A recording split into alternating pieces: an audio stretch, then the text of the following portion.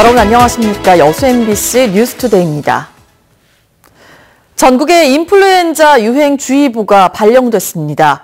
질병관리본부는 인플루엔자 의사 환자가 나타나는 비율이 주의보 발령 기준을 넘어섬에 따라 작년보다 2주 일찍 유행주의보를 발령하고 미접종자들에게는 백신 접종을 당부했습니다.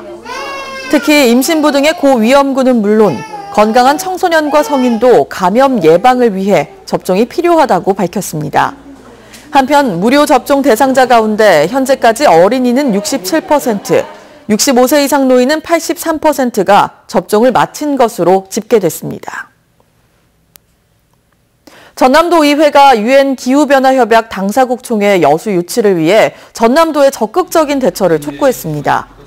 도의회 강문성 의원은 동부지역본부 행정사무감사에서 오는 2022년 총회 개최지로 여수시가 유력해지고 있지만 전남도가 내년 9월 용역 결과에 따라 전담부서를 꾸리기로 하는 등 유치 노력이 부족하다고 지적했습니다. 또 총회 유치가 세계 박람회장 활용에도 도움이 될 수 있다며 예산 확보를 비롯해 다양한 노력이 필요하다고 주장했습니다. 노후화가 심각한 낙포부두 재개발 사업과 안전체험교육장 건립 사업비가 내년 정부 예산에 반영되지 못했습니다. 안전과 관련된 주요 예산이 뒷전으로 밀리면서 각종 사고 위험은 더욱 커지고 있습니다. 문영철 기자입니다. 지난 1974년 문을 연 낙포부두입니다. 지어진 지 40년이 넘어가면서 곳곳이 파이거나 갈라졌고 접안 시설물도 심하게 녹슬었습니다. 실제로 5개 선성 모두 안전 등급이 낮은 것으로 나타나 차량 통행도 일부 제한되고 있지만 여전히 각종 화학 제품을 처리하고 있어 안전사고의 위험은 갈수록 커지고 있습니다. 안전에 대해서는 점검을 하고 있지만 이게 이제 어느 정도 한계에 왔기 때문에 더 이상 계속 지속적으로 운영하기에는 사실 조금 문제가 있는 상황입니다. 정부는 지난 2015년부터 낙포부두 전면 개선을 위한 사전조사에 들어갔습니다. 하지만 3년이 지난 현재까지 사업의 타당성을 판단할 기준조차 마련하지 못했고 결국 설계비 등 20억 원의 기본 사업비는 내년 예산에서 제외됐습니다. 저희는 요구는 하고 있지만 여타가 아직 결정된 상황이 아니니까 재부나 이쪽에서는 아직 반영을 해주지는 않고 있는 상황입니다. 산단 사고를 줄이기 위한 안전체험교육장 건립 사업도 최근에야 타당성 조사를 진행할 우선 협상 대상자가 선정됐습니다. 사업비를 누가 부담할지를 놓고 기재부 등 관련 부처의 논의가 길어졌기 때문입니다. 결국 부지 매입비와 설계비가 내년 예산안에 포함되지 못하면서 교육장 개장은 예상보다 2년 넘게 연기될 가능성이 큽니다. 땅도 사야 되고 설계도 해야 되고 그래서 빠르면 한 21년 후반에서 22년 초반 정도 되지 않을까 싶습니다. 현 정부에서도 여전히 안전을 강조하고 있지만 이를 뒷받침하지 못하는 현실에 현장에 있는 근로자들만 각종 사고 위험에서 벗어나지 못할 처지입니다. MBC 뉴스 문형철입니다. 지난 15일 치러진 대학 수학능력시험에서 전남의 경우 4건의 위반 행위가 적발된 것으로 조사됐습니다.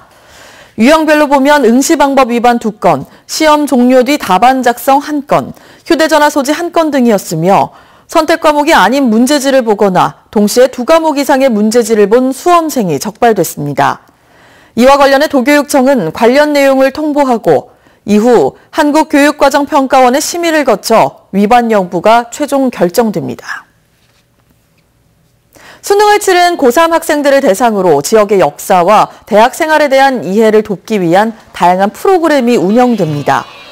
여수시는 오는 21일부터 다음 달 5일까지 관내 8개 고등학교 수험생을 초청해 진남관 문화재 복원 현장과 고소대 등을 둘러보는 역사문화 답사를 진행합니다. 또 오는 28일까지는 전문 강사가 학교를 방문해 고3 학생들에게 대학 생활과 자기 비전 등을 주제로 심리학 특강을 진행할 계획입니다. 수능 이후 청소년들의 일탈 행위를 막기 위한 집중 단속이 실시됩니다.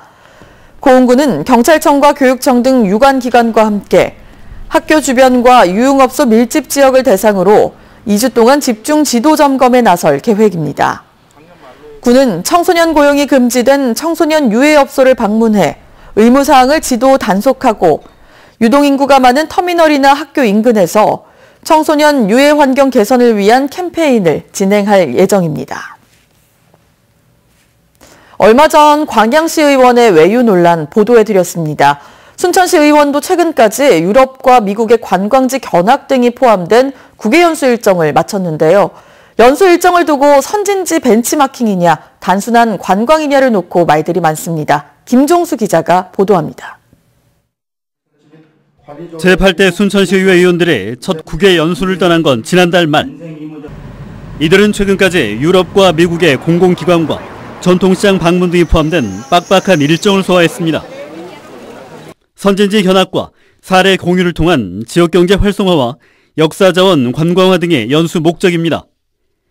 하지만 취재진이 확보한 일정을 보면 지난달 25일부터 20여일 동안의 연수 기간, 해당 국가 시청과 의회 방문 외에 일정 부분 유명 관광지에 할애됐습니다.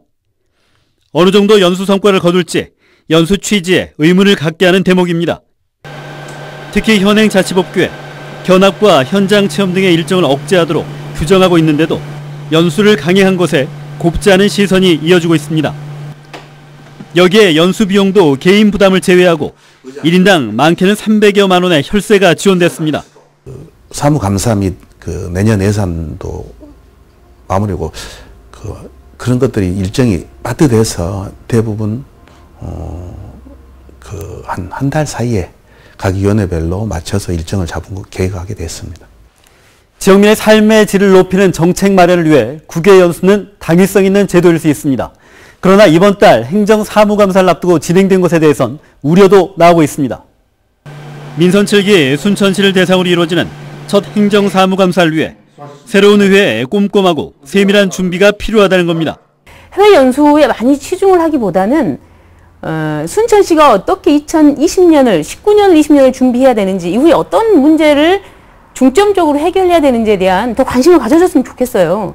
정의당 김미애 의원이 참여할 이유를 찾지 못했다며 이번 연수에 동참하지 않은 가운데 연수에 참여한 의원들이 어떤 성과를 보고서에 담아낼지 시민들의 관심이 높아지고 있습니다.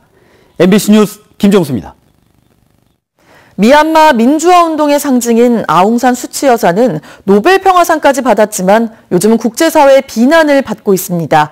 소수민족 탄압에 침묵하면서 인권상과 명예시민권을 잇따라 박탈당하고 있는데요. 광주시와 5.18 기념재단도 명예시민 자격과 인권상을 박탈해야 하는지 고민하고 있습니다. 김인정 기자입니다. 지난 12일 인권단체인 국제 엠네스티가 아웅산 수치 국가 자문역에게 줬던 최고 권위 인권상인 양심 대사상을 9년 만에 박탈했습니다. 국제 엠네스티는 아웅산 수치가 한때 자신이 쟁취하려 싸웠던 가치들을 배신했다며 더는 인권 수호의 상징이 아니라고 강도 높게 비판했습니다. 미얀마 내 소수민족인 로힝야족에 가해진 미얀마 정부군의 학살 등 탄압에 아웅산 수치가 침묵을 지키고 있다며 국제사회가 영예를 거둬들인 건 처음이 아닙니다. 올 초 미국의 한 박물관도 폭력에 눈 감는 이에게 명예는 없다며 수치 여사에게 준 상을 취소했고 캐나다, 영국, 아일랜드 등도 명예 시민권을 잇따라 박탈했습니다. 수치 여사의 행보에 대한 국제사회의 비난과 압박이 거세지며 광주시와 5.18 기념재단도 난처해졌습니다. 광주 인권상과 광주 명예시민권 박탈을 고민하면서도 지금까지는 수치에게 로힝야족 탄압을 중단하라는 서한만 보내는 등 미온적 태도를 보여왔기 때문입니다. 지금 아웅산 수치 여사는 광주 인권상 제정 목적을 정면으로 위배했습니다. 5.18 기념재단은 이 사실을 충시해서 빨리 이사회를 소집해서 지난해부터 수차례 이 문제를 제기해온 광주 지역 인권 관련 시민단체들의 목소리에도 힘이 실리게 됐습니다.